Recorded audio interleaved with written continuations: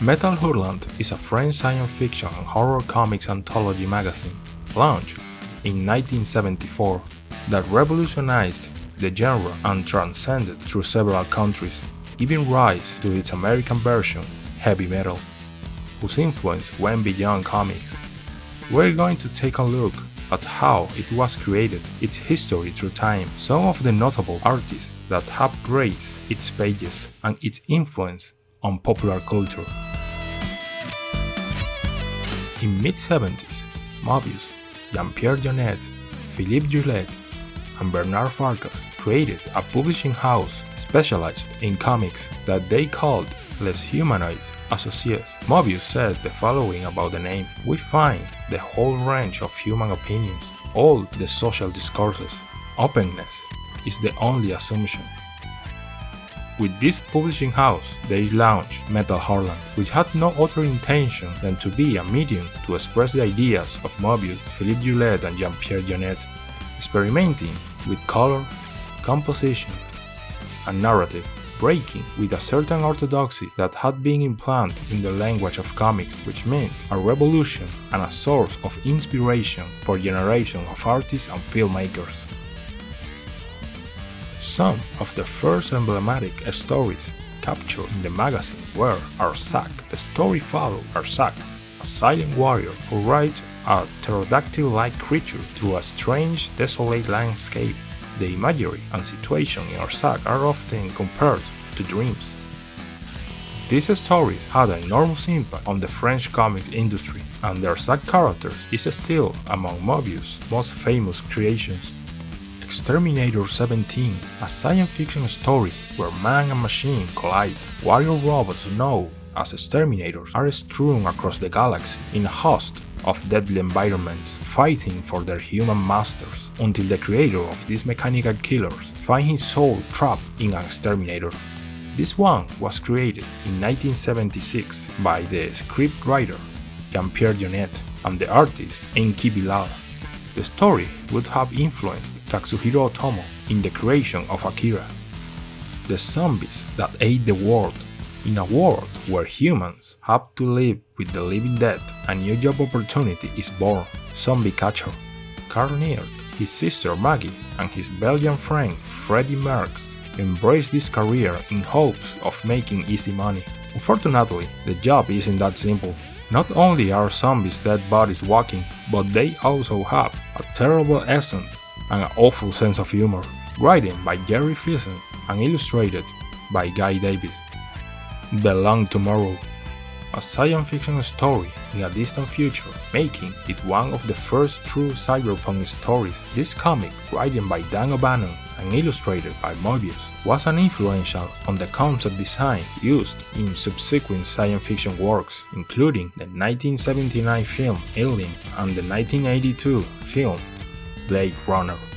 The plot borrows elements from the most classic noir novels: Detective in the Crime, The Femme Fatale on Duty, murky scenarios, poor relations with the forces of the law. But what made the difference was the autoparodic tone and, of course, the setting chosen for the development of the action. The future was full of contrast between technological triumph and social failure. That's just a small sampling of the many stories that graced the French magazine, but there are countless stories, artists, and writers who contribute with their howling metal, including Hugo Pratt, Jean-Claude Gall, Alejandro Jodorowsky, Richard Corbin, Eric Bilal, Milo Manara, among many others. The magazine was originally released quarterly.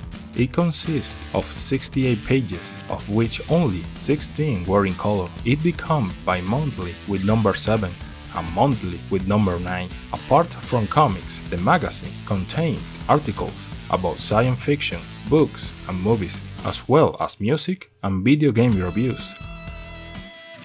Métal Hurlant, emphasizing complex graphics, cinematic imagery, and surreal storylines, was highly influential throughout the world as one of the first mature expressions of adult comic book making. It was so successful that it was published in several languages and it gave rise to magazines of the same style in various parts of Europe, such as Fluide Glacial in France, Metropole in Spain, Frigidaire in Italy, and 2000 ID in United Kingdom, while in the United States gave birth to Heavy Metal magazine. The story of Heavy Metal begins in mid-70s when editor Leonard Mogel was in Paris to start the French edition of the National Lampoon humor magazine. There he discovered Métal Hurlant. He liked it and saw enough potential to apply the same concept in America. When Mogel licensed the US version, he chose to rename it and it began serialization in April 1977. Initially, it featured translation of graphic stories originally published in Métal Hurlant, including works by Mobius, Philippe Druillet, Milo Manara, and Philip Hunt. Later, the magazine included the ultra-violent ranked Xerox by Stefano Tamburini and Tanino Liberatore. With the passing of the numbers, Heavy Metal was acquiring its own personality, but without losing the essence that it inherited from France, and part of that essence is the high-quality illustrations. Work by international fine artists such as H.R.Giger, Frank Frazetta, and Esteban Moroto have been featured on the cover of various issues. In 1979, an adaptation of the film Alien, named Alien the Illustrated Story, written by Archie Goodwin and drawn by Walter Simonson, was published shortly after the release of the film. Many stories were present as long-running serials, such as those by Richard Carben, Pepe Moreno, and Matt Howard, and illustrators like Luis Royo and Alex Abel contribute artwork over the course of their careers. In 1981, an animated feature film was adapted from several of the magazine's serials and under production for 3 years. The film was animated by several different animation houses, with each doing a single story segment. In the film, the rotoscoping technique was used to animate several shots. This process consists of shooting models and actors, then tracing the shot onto the film for animation purposes. The soundtrack was made up of songs by prominent rock and heavy metal bands such as Black Sabbath, Sammy Hagar, Blue Oyster Cult, Journey, among others. The film was released on August 7, 1981. It was a financial success, grossing over $20 million. The film, through the years, has transcended to become a cult work. Another movie was released at the beginning of the millennium, called Heavy Metal 2000.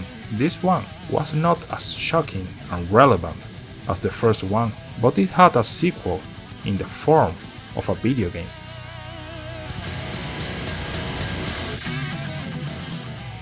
But the American magazine is not the only one that had its adaptation to the audiovisual world. Its French counterpart also ventured onto television screens in the form of an anthology series. Each episode is a self-contained story taking place on a different planet with different cast, and the episodes are linked together only by the idea that an asteroid, the Métal Hurlant, passed the planet in question during the events of the story. The series had 12 episodes divided into 2 seasons. Its visuals were attractive, but critics described it as poor writing and inconsistent acting.